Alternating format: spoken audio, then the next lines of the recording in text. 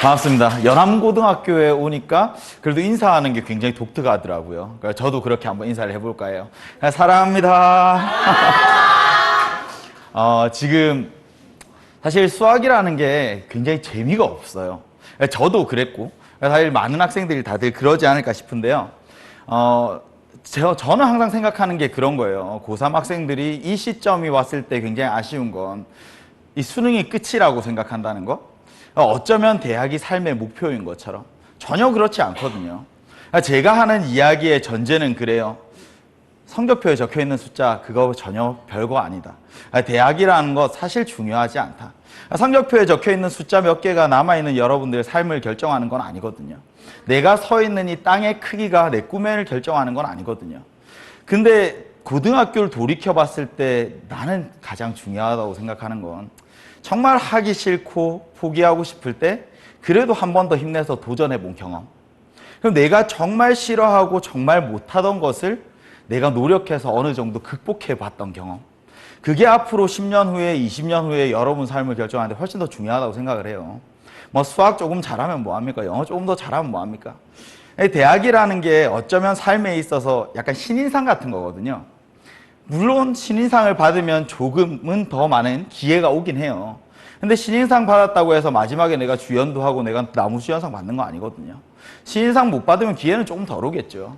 그래도 언젠가 내가 조연에 내 역할에 열심히 하다 보면 주연을 할 날도 오고 그리고 주연 중에서 가장 빛나는 나무주연상을 받기도 합니다.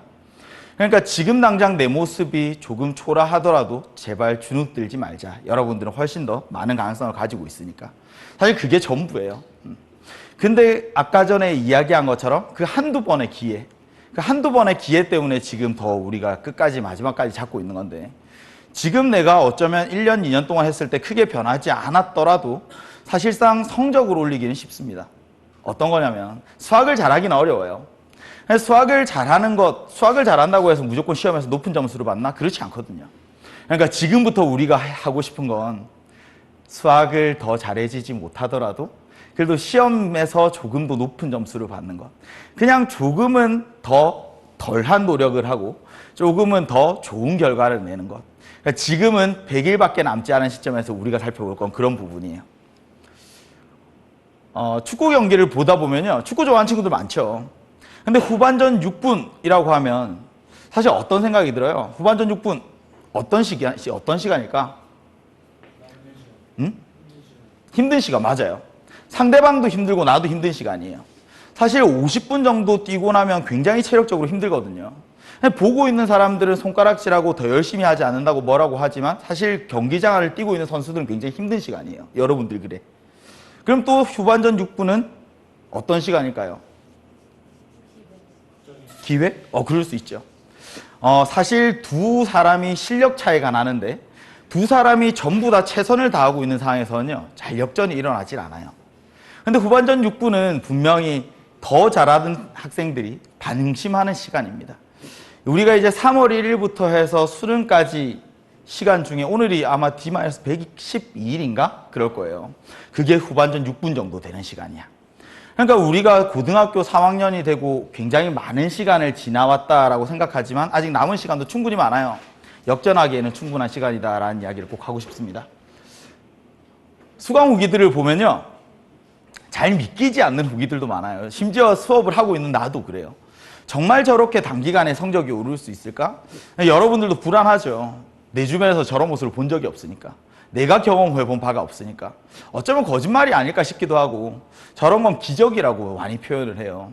나는 그만큼 간절하게 노력해 본 적이 없거든요, 사실. 지금 이 학생을 보면요. 저기 3월 10일 날 올라왔잖아요. 근데 3월 모의고사가 69점으로 2등급을 단 고3입니다. 2월 15일부터 공부를 시작했고요. 그럼 한 달이 채 안 되는 시간?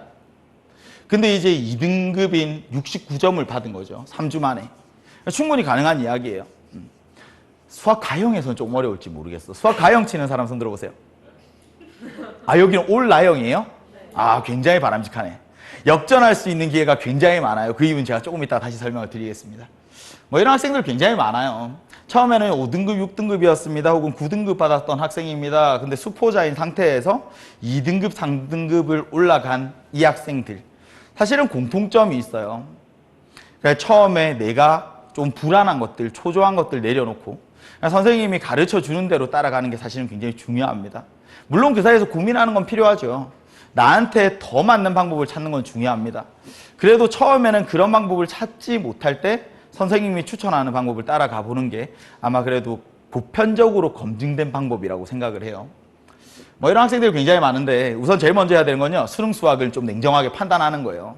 모두가 다 100점 맞을 수 있는 시험 아니잖아요. 모두가 다 1등급 맞을 수 있는 시험 아니거든요.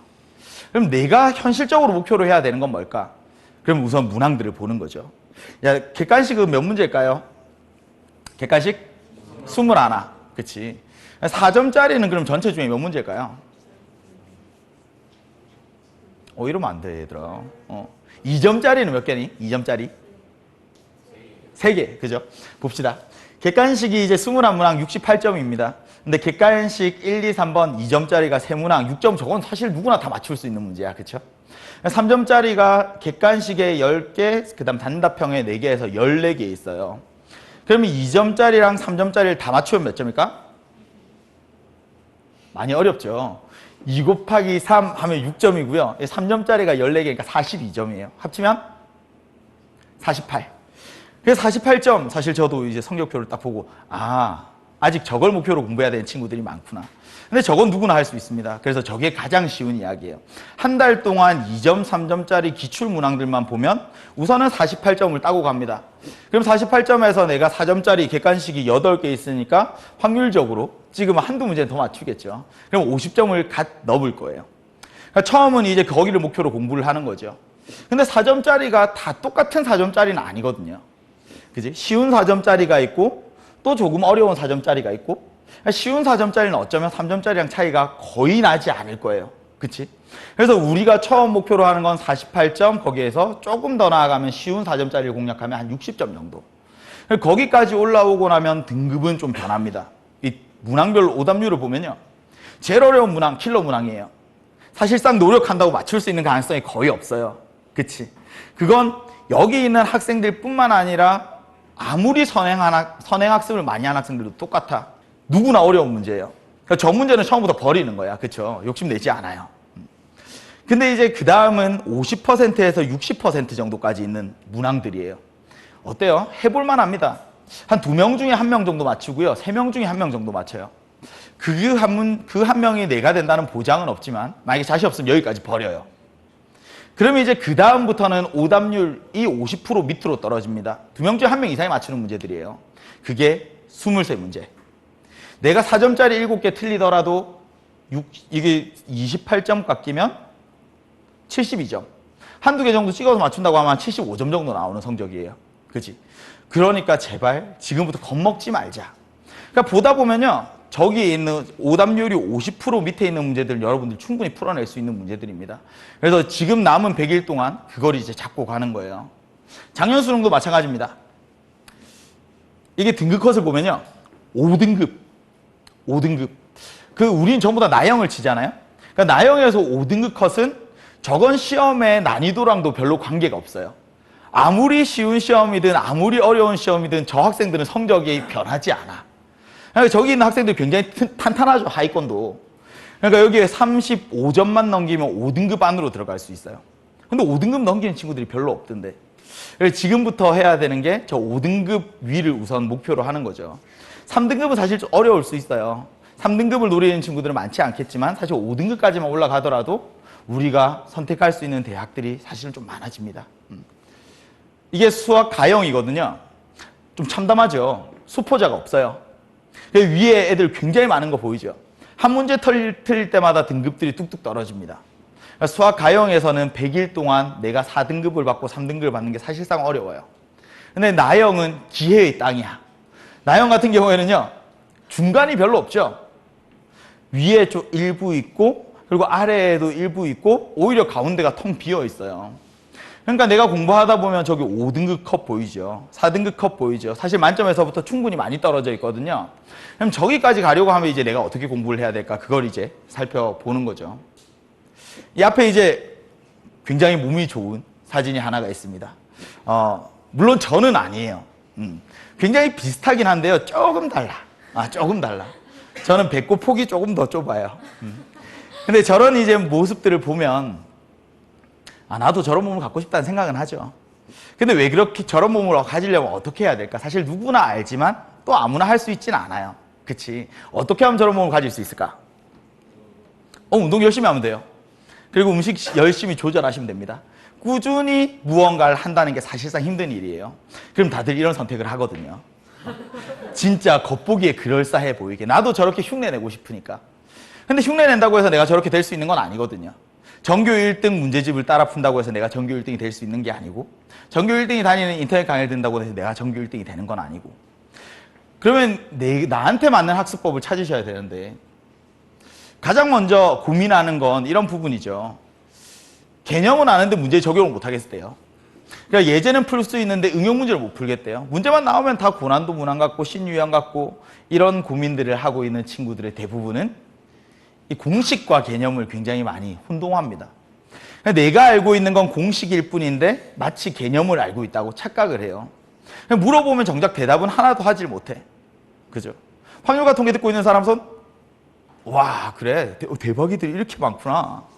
아, 잠깐 한 가지 이야기를 하면요. 아까 정승익 선생님 이야기하실 때 저는 깜짝 놀랐던 게, 저는 마스크를 쓰지 않아도 한 번도 학생들이 알아본 적이 거의 없어요. 아, 정승익 선생님 마스크를 쓴다는 걸 듣고 깜짝 놀랐습니다. 아마 약간 좀 MSG가 있지 않나 싶은 생각이 있는데, 막 학생들이 선뜻 다가와서 인사하지 않아요. 막 지하철을 타고 항상 조금 더 유독 대중교통을 이용을 해도 학생들이 약간 좀 불안하지. 맨날 사진이랑 얼굴 한번 보고 이렇게 약간 좀 망설이지만 와서 인사하는 친구들은 많이 없어요. 그러니까 오히려 학생들이 많은 동네, 학구열이 좀 높은 공내에 가면 머리를 좀 더 넘기고 가. 혹시라도 한 명 더 알아볼까 해서. 근데 잘 못 알아보더라고요. 근데 이제 학생들이 강의를 들어도요, 자기가 듣고 싶은 부분들만 들어요. 문제 푸는데 정말 도움이 될 만한 공식들만 외워요. 중복조합 NHR. 뭘까요? NHR 뭐니? 그런 게 있어요. 그쵸? 근데 NHR 계산은 할 수 있을 거야. 뭐 OH3 이런 계산할 수 있을 거예요. 근데 이 문제의 상황을 보면 이게 저게 중복조합을 사용해야 되는 상황인지를 잘 느끼지 못해. 근데 그런 것들은 분명히 내가 유형별 문제집에 좀 익숙해져 있어서 생기는 한계이기도 하거든요. 학생들 처음 공부하라고 하면 막 문제만 엄청 많은 이런 문제집들을 풀어요. 위에 한 문제 잘 모르겠는데 풀고 나면 밑에는 숫자만 바뀌어 있는 문제들 풀면서 아, 나 수학에 재능이 있는 것 같아. 그러니까 한 문제 틀리고 나니까 다른 문제들 다 맞춰. 이런 착각을 하죠. 근데 많이 설명해 보셔야 돼요. 그런 조건에서 지금 여기 있는 연암고 학생들은요, 사실 전혀 분리할 게 없어요. 위에 올라가 봐도 어차피 다 따로따로 공부하거든요. 혼자 공부하는 거거든. 근데 혼자 공부하는 게 아니라 많이 설명해 봐야 돼요. 설명하면서 가는 건데, 이게 요리를 할 때도요, 수학과 똑같아요. 그러니까 개념을 아는 것과 공식을 아는 건 달라. 공식을 아는 건 뭐니? 그러면 레시피를 알고 정해진 재료로 정해진 순서대로 똑같이 흉내내는 거예요. 그럼 레시피가 없으면 그런 요리를 만들지 못하죠. 레시피에 적혀있는 재료가 하나만 없어도 나는 그 요리를 만들지 못해요. 근데 그 재료가 똑같이 주어지는 문제는 많지 않거든요. 그러면 혹시라도 재료가 하나 바뀌더라도 나는 이 상황을 헤쳐나갈 수 있을 것인가? 그러면 만약에 파가 없어, 그러면 어떻게 해야 되지? 만약에 간장이 없어, 그러면 어떻게 해야 되지? 근데 그런 상황이 왔을 때 학생들이 대처하지 못하는 걸 레시피를 외워서 그런 거죠. 만약에 내가 개념을 안다라고 하면 재료 없으면 다른 걸로 대처하면 됩니다. 만약에 나한테 주어진 조건이 평소랑 달라? 그래도 분명히 어딘가 다른 조건이 숨어 있을 거야. 그 조건을 찾아내서 내가 알고 있는 틀 안에 맞춰내는 게 중요해요. 개념을 알면 얼마든지 그런 방법들을 헤쳐나갈 수 있어요. 외국인 셰프가 우리나라에 왔어. 근데 우리나라의 요리들을 잘 알지 못하죠. 우리나라의 재료를 잘 알지 못해요. 근데 외국에도 비슷한 재료는 있거든요. 그럼 비슷하게 맛을 그럴싸하게 흉내를 냅니다. 수학도 똑같아요. 내가 알고 있는 것과 분명히 나는 시험에 나오는 모든 문제들, 모든 개념들 다 배웠어요. 내 머릿속에 어딘가에는 있어. 근데 그게 알고 있는 형태가 아닐 뿐이에요. 그럼 그걸 어떻게 찾아갈 건가? 분명히 개념을 이해하면요, 해설지와 다른 방법을 찾아내기도 합니다. 여기 앉아있는 친구들 중에도요, 해설지랑 다르게 풀어서 맞추는 친구도 있어요. 근데 옆에 딴 친구가 보면 얘는 찍었다라고 생각할지 모르지만 유독 찍어서 잘 맞추는 학생들이 있거든요. 얘는 5개 중에 찍어서 3개를 맞추고 4개를 맞추는데 난 찍을 때마다 다 틀리거든. 근데 그 찍는 애들도요, 그냥 운이 좋은 애들 말고 왠지 문제에서 그런 재료들을 추출해내는 능력들이 뛰어난 학생들이 있어요. 그래서 그런 것들을 지금부터 이제 우리가 살필 건데요. 제일 먼저 해야 되는 건 뭘까? 그러면 우선은 많이 읽어보는 겁니다.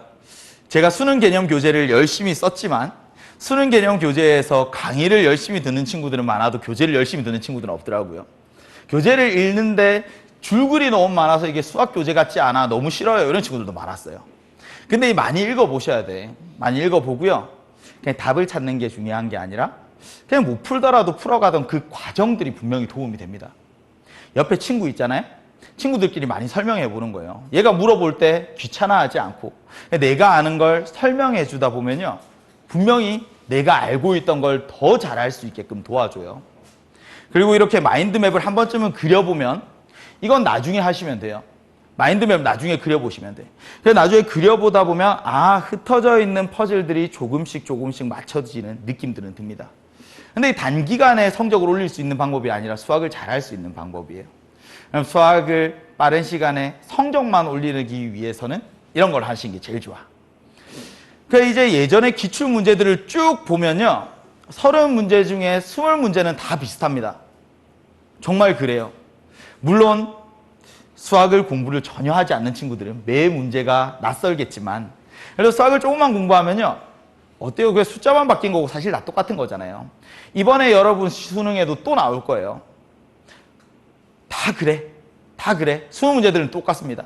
그러니까 여러분들이 제일 먼저 성적을 올리고 싶으면 하셔야 되는 건, 최근에 나왔던 모의고사 문제들을요, 전부 다 잘라요. 전부 다 잘라. 전부 다 자르고 비슷한 문제들끼리 모아보는 겁니다. 그러면 이건 여러 번 나왔네, 이건 조금 적게 나왔네, 이건 9번 시험 쳤는데 그중에서 몇 번이 나왔어, 이런 것들이 좀 눈에 보일 거거든요. 이것만 하면요, 정말 성적 20점은 올라요. 정말입니다. 저도 학생들이 고등학교 4학년이 되면요, 저거 제일 먼저 시켜요. 근데 요즘은 이게 이미 되어 있는 문제집이 많거든요. 문제집 보면 이게 이미 다 유형별로 나뉘어져 있어서 저걸 하는 게 굉장히 불필요한 과정이라고 생각하거든. 근데 그렇지 않아. 내 손으로 직접 해보는 것과 남들이 해놓은 걸 그대로 보는 건요, 완벽하게 다릅니다. 그러니까 저걸 직접 한번 해보시면 기출 문제가 항상 반복되는구나. 내가 시험 문제를 대수능에서도 모의평가에도 똑같은 문제가 20문제는 나올 테니까 저것만 해도요, 분명히 5등급 위로 4등급 위로 올라갈 수 있어요. 이걸 하고 나면 이제 이렇게 오죠. 이게 교과서 앞에 보면요, 단원별로 목차가 있어요. 단원별 목차를 보면 쭉 적고 나면요, 언제 이 문제가 나왔었는지를 한번 체크해 보는 겁니다. 귀찮음만 극복하면 잘할 수 있어요. 아까 1학년들, 2학년들 대상으로 할 때는요, 이런 거 설명 안 했어요. 이건 수학을 근본적으로 잘할 수 있는 방법이 아니거든요. 이 단원이 시험에 많이 나온다고 해서 이 단원을 공부하고, 이 단원이 시험에 덜 나온다고 해서 이 단원을 포기하고, 이건 1학년한테 바람직한 방법은 아니거든요. 근데 3학년인 여러분들에게는 사실 가장 효과적인 방법이에요. 그래서 우리가 여러 개의 개념이 있지만 다 똑같이 중요한 건 아니다. 시험에 다 똑같이 나오는 건 아니다. 한 번도 안 나오는 거 있잖아요. 저런 것들은 전략적으로 버리셔도 돼요. 매번 나오는 거 있잖아요. 우선 저거부터 하셔야 돼. 그러면 똑같이 옆에 친구가 10시간 투자하는 것과 나는 3시간만 투자해도요, 사실 시험에 갔을 때는 훨씬 더 내가 높은 성적을 받을 수도 있어요. 노력을 덜 하고 더 좋은 성적을 받는 첫 번째 방법입니다. 이게 되고 나면 이제 단원별로요, 내가 그 문항들을 좀 찾아서 풀어요. 그냥 풀다 보면 틀린 문항도 있고 맞힌 문항도 있을 텐데, 맞힌 문항들에 이렇게 빈칸들을 채워가다 보면 내가 시험에 자주 나오는 개념에 어느 정도 대비가 되어 있는지를 스스로 알 수 있거든요. 그래서 이걸 하고 나면 그 다음은 저 취약한 단원의 문제들만 찾아서 풀어보시면 됩니다. 근데 이게 혼자 하기 조금 힘들어요. 그래서 혹시 EBS에 있는 강의를 여러분들에게 좀 추천도 해드릴게요. 우선 이런 건 다 넘어가겠습니다. 연암고 학생들을 위한 추천 커리큘럼. 아까 전에 가니까 수능 완성 공부하는 친구들 많더라고요. 근데 어때요? 잘 풀려요? 안 그렇죠. 어렵죠. 그래서 저는 뭐 다른 사람들의 생각은 좀 다를지 모르겠지만 과감하게 수능 완성을 좀 포기하는 것도 나쁘지 않은 선택이다라는 생각을 합니다.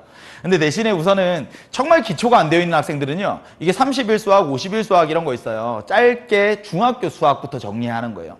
그러니까 정말 노베이스인 학생들도 이 30일 정도 투자해서요, 중학교 수학 극복할 수 있습니다. 이게 되면 그 다음 수능 개념을 해요. 저는 개인적으로 수능 개념이 EBS에 있는 선생님들이 가장 많이 심혈을 기울여서 만든 강의라고 생각을 해요. 수능 개념 들은 사람 손? 봐봐, 별로 없죠. 수능 특강 들은 사람 손? 이건 좀 많은데, 그치? 근데 수능 특강 처음에 듣기에 조금 부담스러울 거예요. 왜냐하면 수능에 나오는 실제 문제보다 더 어렵기도 하거든요. 그러니까 수능 특강을 듣는다라고 하면 우선은 레벨 1까지만 들으면서 쭉쭉 나가시길 추천합니다. 레벨 2 때문에 레벨 3 때문에 내가 스트레스 받을 필요는 하나도 없다. 우선은 수능 개념에서 필요한 거 정리하고 수능 특강에서 레벨 1까지만 보면서 쭉쭉 나가시면 나중에는 저기에서 모의고사 해설 강의들로 정말 시험에 나오는 것들 위주로 정리하는 게 어쩌면 더 효과적일 거라고 생각을 합니다. 뭐 여러 가지 이제 활용할 수 있는 것들이 있는데요. 우선 이런 것들은 전부 다 넘기고 이런 이야기를 좀 하고 싶어요. 너 얼굴 보고 웃은 거니? 저 꿈장학생이라는 게 있는데요. 여러분들보다 훨씬 힘든 상황에서 정말 처절하게 공부한 선배들의 이야기들이 많아요. 정말 내가 힘들게 공부하고 있구나. 그런 거에서 너무 스스로 한계를 끊지 마시고 유튜브 같은 거 보실 때 대신에 꿈장학생 한 번씩 보시면 여러분들이 앞으로 공부하는 데서 훨씬 도움이 될 것 같아요. 그리고 마지막에 보면 이제 제가 이렇게 파이팅하고 있는 거 있잖아요. 이게 카메라 앞에 있는 선생님이 여러분들과 동떨어져 있는 남이라고 생각하지 마시고 힘들 때 혼자 공부하면서 외로울 때 선생님들 항상 찾아오시면 선생님들 항상 여러분들 응원하면서 기다리고 있습니다. 혹시 후기 남겨본 적 있는 사람 손? 없죠? 후기 한번 남겨보세요. 선생님들이 여러분들이 상상하는 것 이상으로 여러분들을 훨씬 더 반겨줄 겁니다. 멀리 떨어져 있지만 무조건적으로 나를 지지하는 누군가가 있다는 거 굉장히 큰 힘이 되는 일이거든요. 그러니까 혼자라고 너무 외롭다고 생각하지 마시고 언제든지 선생님들 찾아오시기 바랍니다. 제가 이제 집에 가는 굴다리에 이런 이야기가 적혀 있어요. 정말 굴다리에 누군가 낙서해 놓은 거예요. 항해의 목적이 생존이라면, 내가 바다 위에서 떠 있으면서 정말 살아남는 것만이 목표라면 한 시간 한 시간 하루하루가 정말 힘든 표류일 거예요. 근데 바다 위를 헤쳐가면서도 나만의 보물을 찾아가는 시간이라면 분명히 그 시간이 전부 다 값진 기억이 될 겁니다. 제발 너무 혼자 힘들어하지 마시고 항상 여러분들을 응원하고 있는 선생님들이 많이 있으니까 기운내서 그렇게 마지막까지 함께 했으면 좋겠습니다. 오늘 이렇게 함께 해서 너무너무 기억에 남을 거예요. 절대 잊지 않겠습니다. 나중에 언제든지 선생님들 찾아주시면 저도 반갑게 인사하도록 할게요. 수고 많으셨습니다. EBS 정종영이었습니다.